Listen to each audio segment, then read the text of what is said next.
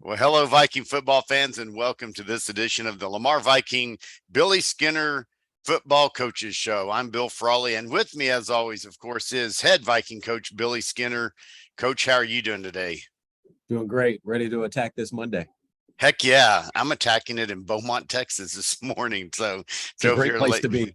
It is. It's really, there's some good food around here and stuff, and good people. So, and transportation problems for me to fix or try to help fix. Gotcha. Fun. Yeah. Anyway, so aside from all that, hey, let's just get to it. Friday night was a tough one for the Vikings. The Warriors got ahead early, and then the Vikings seemed to be catching up and almost matching score for a while, even though behind one or two scores. And then it got away in the second half. What do you want to tell us, Coach? Anytime it looks like it did at the end of the game, it's a tough one. I think what was encouraging for our kids is that in the first half, we proved to ourselves, hey, you can compete with anybody. But there's a consistency required over a long period of time. So a 48-minute consistency that's required in order to earn wins and earn it to look better than it did, And I'm not going to make any bones about it. I'm not going to make any excuses. We got our butts whooped. I think that what I love about this team is that we're gonna grow from it. We're gonna look at some of the things, and we saw some things in there that's extremely fixable. We saw some things in the kicking game that's extremely fixable. We saw some things defensively extremely fixable, and so same thing on the offensive side. There are things that we did not execute well that we're taking advantage of, but the good thing for our kids is they know we can get it fixed, and they know that we're going to get it fixed. And I'm excited to attack today, as I said, attack Monday. Excellent. So if you don't mind, we'll go through a few of those things. You mentioned fixing some things on the kicking game. Is that on the kickoffs as well as on the return side?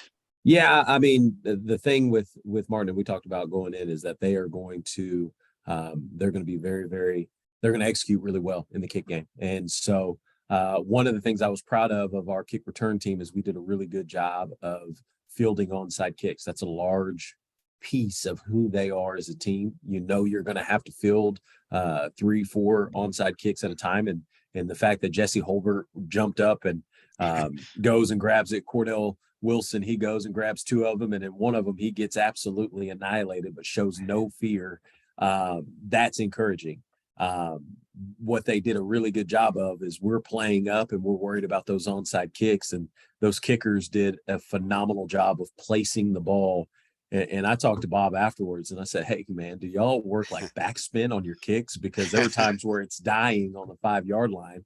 And that's difficult. And so there were some mistakes there in the return game that definitely cost us, because they pin you a little bit, or they scored a touchdown on our kickoff return unit. And that's rough. And then flip side of that, kickoff,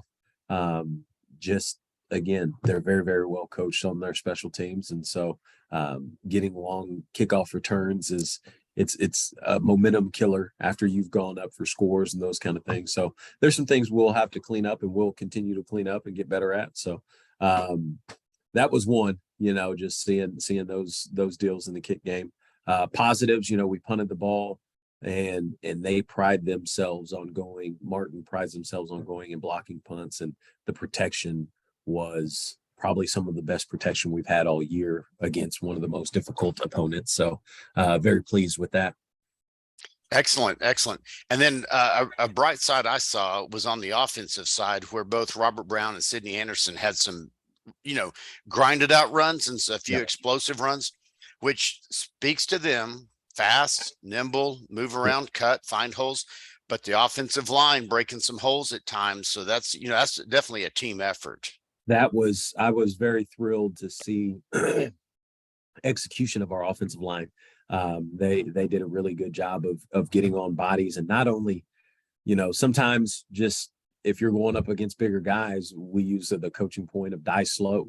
Don't let them just pull you over. If you're going to go down real slow. Well, this week we were delivering a punch, and it was not a, hey, getting in the way and die slow. It's no, drive him back and get them moving the other way and establish a new line of scrimmage. And so very encouraging to see our offensive line do that. Very encouraging to see Gannon, the quarterback, do a really good job of taking what was given. And so we would call some RPO stuff, and he'd throw it where they were not, or they were hanging out there. And so he'd give it, and he'd give those backs an opportunity to see it. So I think it was a great effort by our offensive line. It was a great job by the quarterback seeing it. And obviously those two backs that you mentioned, they stick a foot and go. That's very encouraging. Yeah, definitely so. And one of the things I like, being up there doing play by play for the broadcast is watching parts of the game, and sometimes a fair amount of it through the binoculars, because Mhm. you can see literally the heart of those guys, whether it's on the line, the offensive line or the defensive line, establishing position, those running backs. I mean, driving their legs, Yep. even when it's 3 or 4 or 5 defenders on them and Yep. everyone working together, but this determination, and they're not giving up at all. I don't care what the scoreboard says. I don't care if they're going for 1 yard, 3 yards, or 50 yards. Yep. And I think that mindset that you're talking about, I think it starts with one kid, and that's Jacob Zacharias. He's our center on the offensive Yes. line. And I mean, you talk about a kid that this means the world to, and he plays like this means the world to him, this team, and what the opportunity that we have. He plays like that every stinking rep. And so the fact that we were able to have some success in the run game and have some success on offense, I think it all started at that position with that kid. Well, and then likewise, let's flip it over to the defense. Watching guys on the field, I mean, track down someone who they've basically broken away, and they could have Yep. just said, well, you know what, let's save some time on the clock. Right. They're going to score. But they were running their hearts out and making either a shoestring tackle to save the touchdown, or, just say, hey, we're going to run you out of bounds, but they're not giving up on defense either. And there's so many people that are making those plays. And that's another testament to that defensive staff. And it doesn't matter the situation. I mean, they're still tracking the ball down. We're down by 45, 50 points. I mean, they're still playing their tails off. We did not execute very well defensively, but not one time did I question effort. Not one time did I question, does this kid exhibit the attitude that we're looking for Lamar Viking defensive players? And so that's encouraging. I think the things that we were exploited on, we're definitely going to make sure we're paying attention to those things this week. We're going to make sure that we're paying attention to just those tiny details so that we don't get exposed and we don't get exploited like we were on Friday. Well, true that. And again, there is talent on the team, a lot of it, but there's a lot of heart and drive, and you can coach and refine talent, but it's hard to coach and put drive into someone, isn't it? No doubt about it. It's like a phone's operating system. That's the heart, that's the guts of what the phone does. All the apps and all of that stuff, that's just that's just the other stuff. And so I feel like our operating system is there. We're going to make some updates to the operating to the apps. We're going to make some There you go. updates to some of those things, but the operating system will remain the operating system. So I like that analogy. That works. That sells, so to speak. Well, I got to see both the freshman games on Thursday night, and you were texting me the updates on the JV game. JV was holding close, almost had a W there. Yep. And again, with both the freshman teams, there's no quit. There's a lot of talent, and they were hanging with them and stuff. Just tell us a little bit about your most recent observations of the sub varsity teams. Yeah. So very, very pleased with our freshman gold team. That first game gave themselves some opportunities to have a chance. And then the Navy team, that second game, we struggled a little bit early. In a matter of, I think, 4 or 5 offensive snaps, we had turned the ball over and they had scored it. I mean, they were up really, really big in that first quarter. And you look up and you're like, how did that happen? Well, fumble, that, and the other. And then when they clean it up, you see, oh, crud, we can compete. We can do these things. We are decent. And so, that's encouraging for them to see that. Look, it sucks to lose, but at the same time, look who controls it. This kid controls it. This kid controls it. We all control it with our little piece of the puzzle. So that was encouraging just to see how they finished. And then our JV team, it's been a rough year for our JV, and I'll be honest with you. We've got 10 sophomores up on the varsity, and normally when that happens, JV teams will struggle a little bit. We'll just call it what it is. And so they've had some tough games. They've had some where we were in it and it didn't quite go our way. And they've had some where we got blown out. But this week there was something different on that sideline. There was something different with how they supported one another. There was something different with it didn't matter what the situation was. They were still actively engaged in the game. They were still cheering one another on, and they almost willed themselves a victory, which was really neat to watch, and just so proud of those kids for again continuing on with the operating system. Sure enough. Well, I'm going to switch gears a little bit. Jay Ryan, our producer for the broadcast, and he's also the voice of the Vikings on Friday nights on Varsity over the PA system. He's done a great job of setting up some celebrity guests that will do the PA in the second quarter, then come over and sometimes for the whole second half, sometimes long as they can. But we had Tom, excuse me, Tom Grieve up in the booth with us. And, I walked him over to the MAC and you came out and greeted us and took us on a tour. And it was so interesting to watch him. He's Major League Baseball star. He's Right. a broadcaster, Yep. right? Yep. He was so impressed by the facilities from Cravens Field, even to the practice field, to the MAC, the indoor 60-yard field, and the D1 weight room. And just wasn't that fun to have him come through and see, a guy who played high school sports in Massachusetts, and he was in awe at what these schools in Arlington have. Yeah, he was blown away. And he was even more so blown away when I told him, like, this is all the kids on our campus, this is all they know. Like they think this is standard. And so yeah, he was blown away by that. It was really neat to see his reaction to the facilities. And what's really funny, whenever he left the building and you guys were headed back up to the field, somebody came up to me and said, "Hey, is that Tom Grieve? I thought I heard his voice." I was like, "Yep, Wow. Yep, it is." Well, cool stuff. Well, it's easy to be in awe to be around someone of that kind of celebrity status and stuff, but it was neat to see him in awe of the facilities and coach and the respect that the players had for you. Obviously, we were down on the first floor and the guys were filing down the steps and coming through, and you're giving them fist bumps and pats on the shoulders and encouragement. And you can just tell there's a great respect there.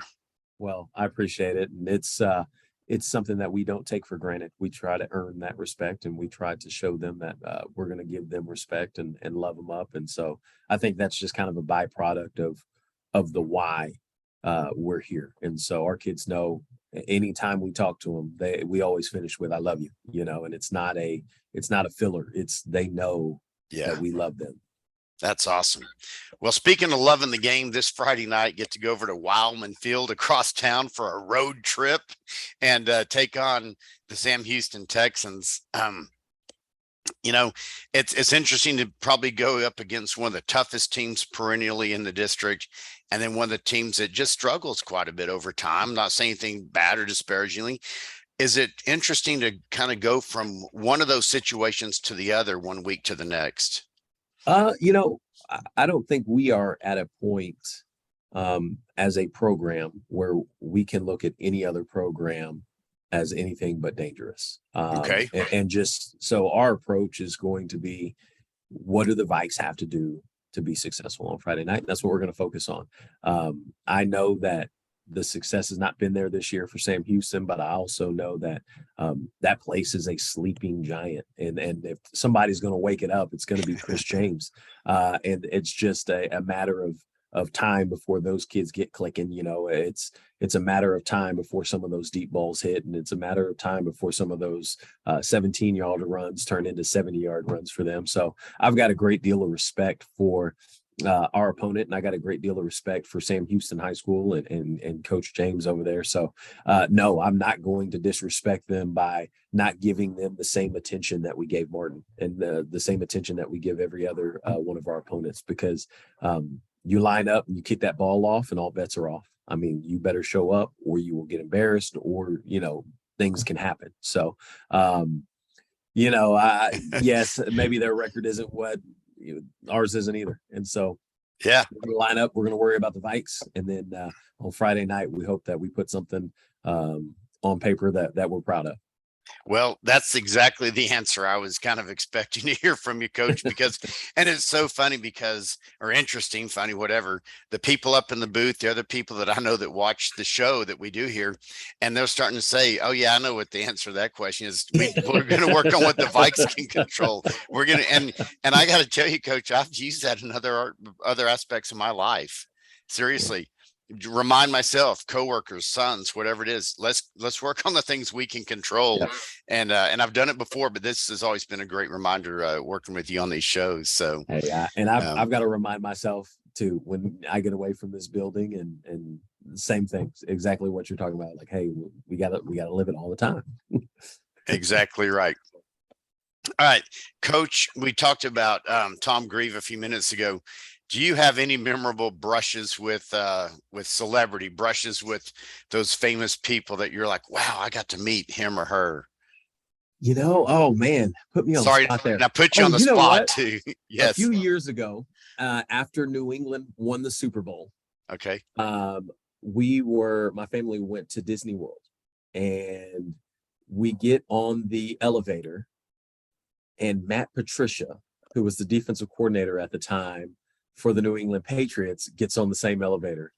And I mean, I go blank. I can't talk. I'm just like, hey, how you doing? Just turned into a complete fan, but I didn't want to like spaz out either. And so my wife was like, what is wrong with you right now? You should talk to him. And I was like, no, absolutely not. So I didn't That's hold my own great. very well. And I think it's probably good that I don't run into celebrities, because I would, I'd be that guy. The That's other one, you great. know what? Yeah. The other one was DeMarco Murray. Really? Yeah, he's the running backs coach at OU, and so he came in last spring, or no, he came in last fall. And when he came in, I mean, that's my guy. You're my running back, And so Yeah. I was like, man, I hate to do this, but I got to get a picture with you. Do you mind? And he was so good about it, just down to earth guy. And he'll still text every now and then, and I will. I'm that guy. I'm like, hey, look, DeMarco just text, no big deal. Yeah. I got his cell phone Yeah, number. no big Yeah. deal. Excellent. Well, those are fun, good memories, and hopefully you'll have some more brushes with awesomeness in the future, and there will be a day when I'll be able to go. Yeah, I used to interview Coach Skinner on the coach's show. Yeah, I got a cell phone number, so we're looking forward to the great things in your future as well. So, all right, well, Coach, let's talk about. I don't want to run this into the ground, but Gatorades still getting them, still need them. Still need them. I'm looking over at it right now. I've got two. Yep, I've got two cases on the floor right now in my office, and so definitely need to get the Gatorade count back up. These kids are still extremely thirsty, and some of them are still extremely Dehydrated. dehydrated. I forgot that word. Almost choked on it. Dehydrated. So we gotta make sure we keep these kids hydrated. All right, excellent. Well, and it's Gatorade, Powerade, whatever aid is. You'll take all That's the right. brands, all the stuff. They love That's them all, right. correct? Okay. Yep, that's right. Well, keep those coming. And what's the booster club done for you lately? Well, I get to meet with them next Sunday. Okay. I'm sure I'm going to ask them for something, and I'm sure they're going to give me a high five and say, "No problem, coach." So, Yeah. they've been doing a phenomenal job. Tanique Post, she has really done a great job of compelling people to come help with concessions, and concessions have been killing it. I mean, they've been doing Nice. a really good job of making some money and selling a bunch of things, and putting creative things on the menu where people come. And JR had me try like a hot link from Arkansas, and Oh, it lit me up, but it was so good. Like, that's all I've thought about since last Thursday, is that hot link that JR shared with me. So no, they're doing a great job, and I'm excited to see them on Sunday for our board meeting. And for well, those who are interested, try to jump on the board so you can come see us on Sunday. there you go. Well, and have that brush with awesomeness. Not me. It's JR. No, I JR is the got you. Yeah. awesomeness. Okay, you said it out. That's a good call out. But there's so much enthusiasm in those concession stands, whether it's Friday night, but Thursday nights at those sub-varsity games. Those folks are having fun. So I'll just say, if you haven't had a chance to work a Thursday night JV or freshman game night, come out and do that, because they're having a lot of fun down there. No doubt about it. All right. Well, Coach, anything else to add before we sign off for today? So, bit of sad news. I found out recently that Coach Johnny Williams, passed away. Oh, He was a volunteer coach when I was here at Lamar. I mean, he's been a part of Lamar High School for many years. He is a personal um, friend of mine. He's somebody that I look up to. And I mean, when you think about those larger than life people, he is that larger than life person to me. And so, very, very sad to hear that. And he will be deeply missed. And um, I can't tell you how much I appreciate just the time that I got with him and the things that I learned about being a man, being a husband, being a father. Like a lot of the things that I talk about in our program, it's because I got to see his example. So he's going to be greatly missed. And I love you, Coach Williams. thank you for that wonderful tribute verbally and knowing what you're doing to pass on the things you learned from him to the young men in the program. Appreciate you taking that time. Yes. All right. Well, until next time, I'm Bill Frawley with head Viking football coach Billy Skinner saying VFND. VFND.